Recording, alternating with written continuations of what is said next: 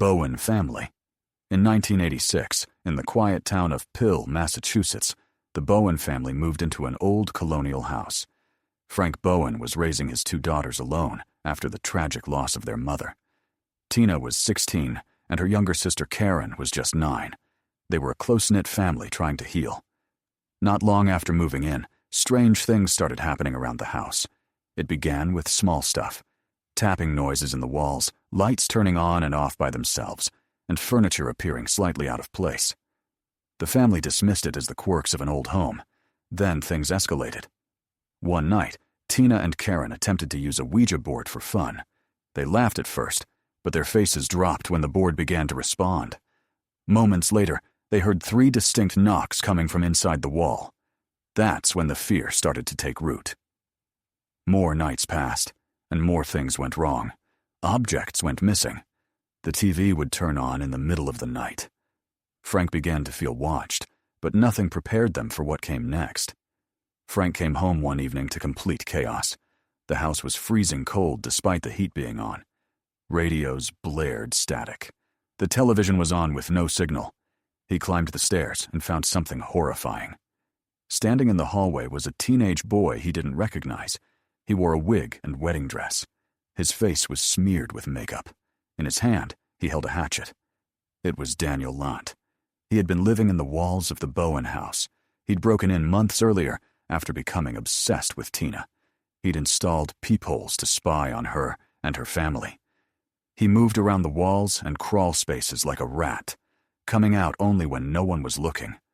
The noises, the missing items, and the feelings of being watched. It was all him. Frank was able to escape with his daughters and alert the police. When officers searched the house, they found Daniel hiding in a narrow wall cavity, crouched and silent. There were tunnels carved out behind the walls, complete with blankets, food wrappers, and peepholes. Lant was arrested, but later released on bail.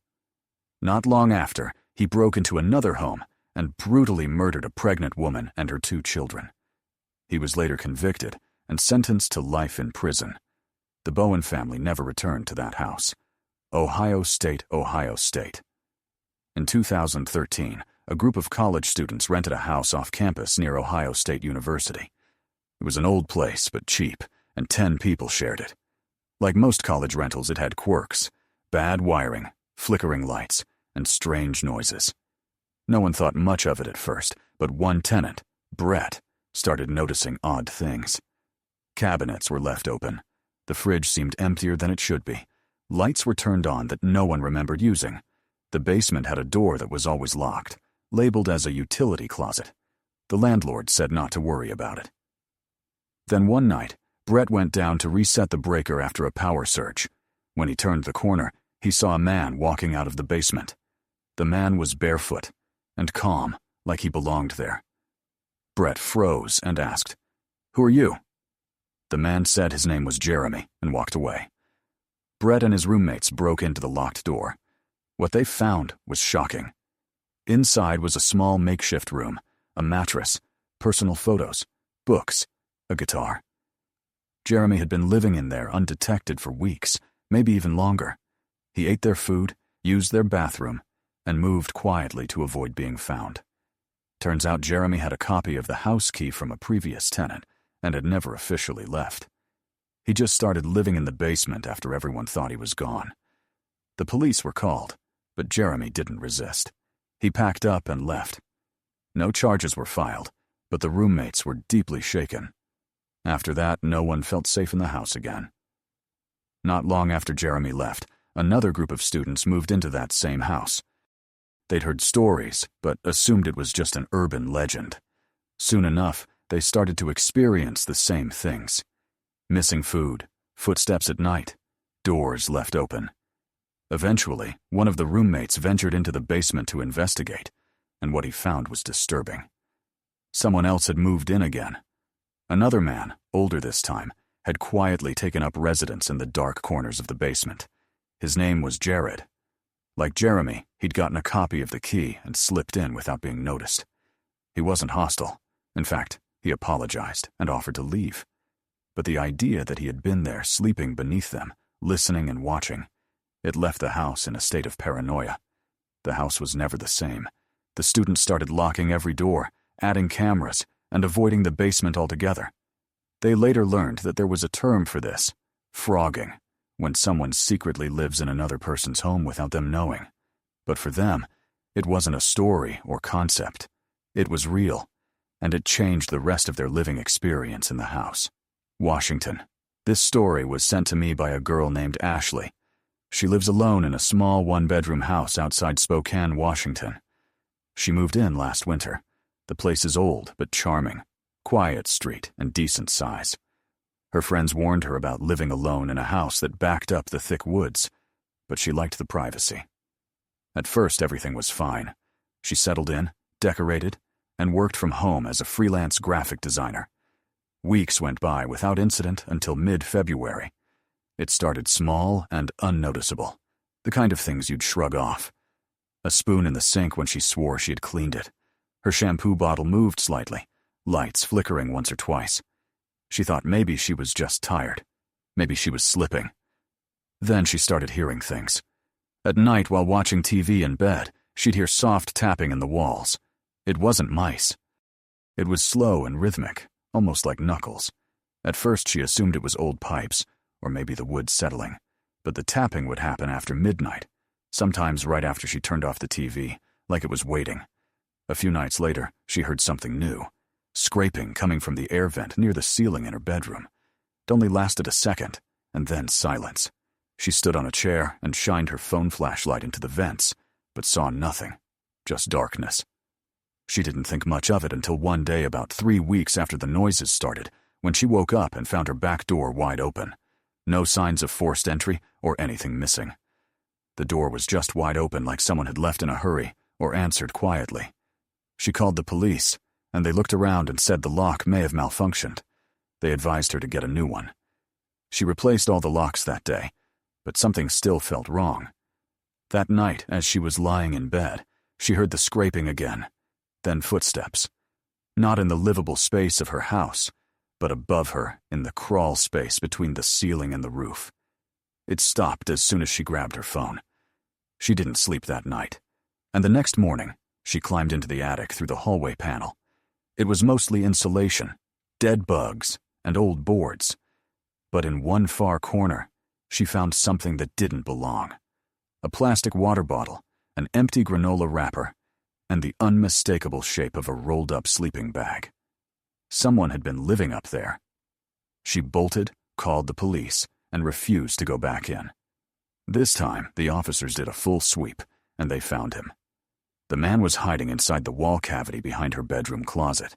He had built himself a narrow tunnel, accessed through a loose panel behind the furnace in the laundry room. There was a small campite, bags of food, and a pile of clothes. They said it looked like he'd been there for weeks, at least a month. He had cut a small peephole through the drywall covered by a vent grate. From there, he had a perfect view of her bed. He watched her sleep every night. They arrested him, but he had no ID and no explanation, just some random drifter, likely homeless. But they think he had been watching her even before she moved in. There were scuff marks in the crawl space, like he'd been using it long before. She noticed anything wrong. Ashley moved out that same week.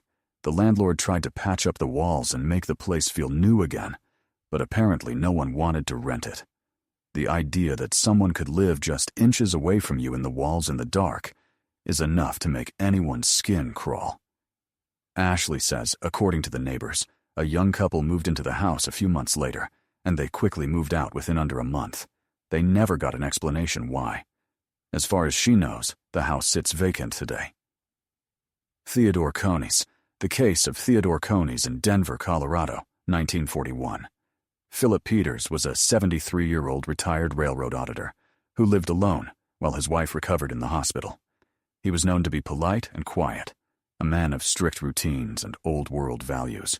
His home was a small Victorian structure built decades earlier with tight eaves and an attic space that most would consider uninhabitable. Peters had lived in that house for decades, and he knew its creaks, drifts, and shifting shadows. But what he didn't know was that someone else was learning those things too. Someone who had been living right above his head. Theodore Coneys, a local man in his early 60s, had once been acquainted with Peters. Desperately ill and homeless, Coneys decided to visit the home unannounced. Finding it empty, he let himself in. When he saw that the attic had a small crawl space barely large enough for a grown man to squeeze into, he made a decision that would define his life and also end in others. Coneys lived in the attic for weeks, maybe longer, without ever being seen. He crept down only when he was certain Peters was out, stealing small amounts of food, water, and newspapers. He left little evidence of his presence except for odd creaks and faint footsteps, Peters chalked up to the old bones of the house. But one night, everything changed. Peters came home early from a hospital visit and heard movement upstairs. Investigating, he climbed the staircase and was met by Coneys, who was emerging from the attic hatch. Startled and desperate, Coneys attacked Peter with an old iron stove shaker. He beat him to death and disappeared back into the attic. When police arrived, they were at a loss. There was no forced entry, no missing valuables. The doors were locked from the inside. They called it the ghost house murder. The case went cold for months. Meanwhile, Coneys stayed in the attic. Living feet above the place, he turned into a crime scene. Eventually, neighbors saw signs of movement in the supposedly abandoned home. The police were called again. When they heard a noise above, they climbed into the attic. There, in a cramped, blackened crawl space, they found Coneys. He was filthy, emaciated, and seemed like he'd gone insane. He'd been living in the walls of that house for over 5 weeks after the murder, surviving off stored food and tap water, emerging only to pace and stare through the ventilation grates. He confessed on the spot. The press dubbed him the Denver Spider-Man, and he was sentenced to life in prison. The house was never occupied again. South Carolina, 2012. A woman living with her 5 children began to notice strange things around the house. She had just ended a long and rocky relationship with a man who had a history of erratic behavior, including multiple stints in jail. But she had moved on and tried to rebuild her life, focusing on her kids and her home. One night, as she lay in bed, she noticed something odd. Nails from the ceiling began to push downward. It looked as if someone were trying to remove them from above. She heard scratching and faint thumps, and what she thought was whispering. She dismissed it at first as stress or imagination, but then things escalated. Objects would move slightly from where they had been placed. Her food disappeared faster than it should. One morning, she woke to find insulation debris on her bed. Finally, she sent her nephew to investigate the attic. What he found shocked them all. Her ex-boyfriend was living up there. He had carved out a tiny makeshift living space beside the heating unit. He made a bed fashioned from coats and blankets, and he had been spying on her through a vent directly above her bed. There were plastic cups filled with urine and feces, indicating he hadn't left the attic for days. He admitted he had been up there for over 2 weeks. He came down, apologized, and calmly left before the police could arrest him. But the woman was traumatized, knowing that someone she once trusted had watched her and her children sleep mere feet above their heads. The woman stated she would be shaken for life. Oklahoma. In February of 2020, a man in Oklahoma City started to notice some small things around his home were out of place, like a cereal box was half empty when it should have been full. The back door was unlocked one morning. The thermostat was changed in the night. His first thought was a memory lapse, then maybe an animal, or even a prank by a neighbor. But the disturbances continued, always subtle, but just enough to be unsettling. One day, he finally decided to investigate the attic. He expected to find a dead raccoon, or maybe some birds. Instead, as he poked his head through the hatch, his flashlight landed on something horrifying: a mattress, a pile of clothing, and a man fast asleep. The intruder was in his 30s and looked unkempt and exhausted. The homeowner backed away and called the police, holding the man at gunpoint until they arrived.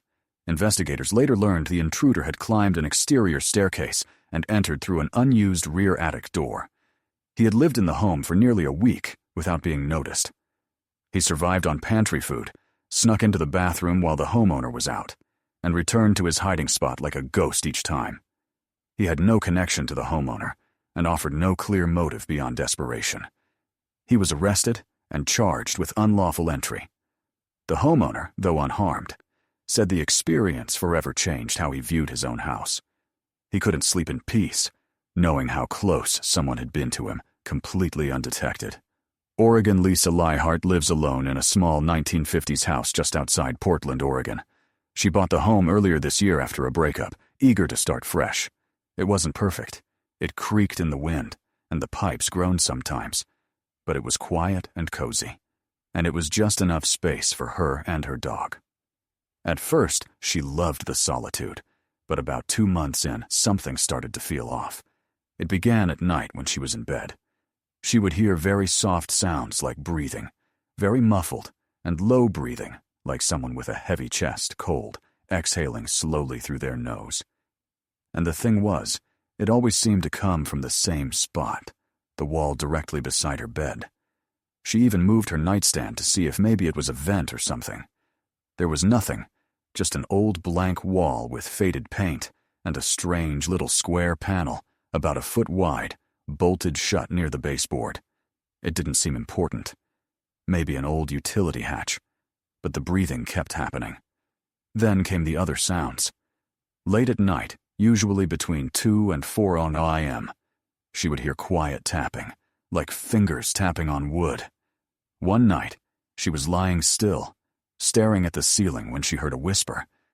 She couldn't make out the words, but it came from inside the wall. That was the first time she left the house in the middle of the night to stay at a friend's place. She told her friend about the noises, and her friend joked that it sounded like her house was haunted, but Lisa didn't think it was a ghost.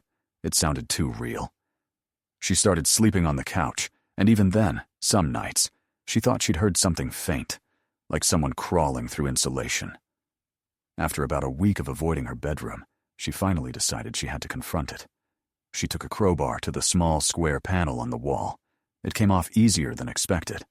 As it turned out, the screws weren't even holding it in place, so it could have been removed with her bare hands.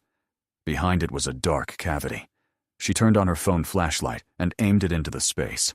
At first, she saw insulation and old wood. Then she noticed that the space actually opened up further. It wasn't just a hollow wall. It was a crawl space, roughly 3 ft wide, stretching back into darkness. She leaned closer. That's when she saw a man sitting in the far corner of the space. His knees were to his chest, and he was filthy, pale, and his eyes wide and locked on hers. He didn't move or speak. All he did was stare back at her, like he had been waiting for her. She screamed, dropped her phone, and ran. The man didn't come out, but when the police arrived, they searched the crawlspace area, and he was gone. Inside, they found evidence he'd been living there for weeks. A sleeping bag, plastic bottles filled with urine, food wrappers, and drawings. Hundreds of them scrolled onto the wood, and insulation with pencil and charcoal. Most of them were of a woman, likely Lisa. The man had accessed the crawlspace through a forgotten storage hatch in the basement utility closet. It led up behind the walls of her bedroom, directly to the spot where the breathing had come from. He'd likely been watching her, listening to her sleep. The police never caught him. They said he might have been homeless, or maybe something worse. Someone who had picked her at random, someone who knew to stay hidden. Lisa moved out immediately. She's still in therapy, and she hasn't lived alone ever since this incident.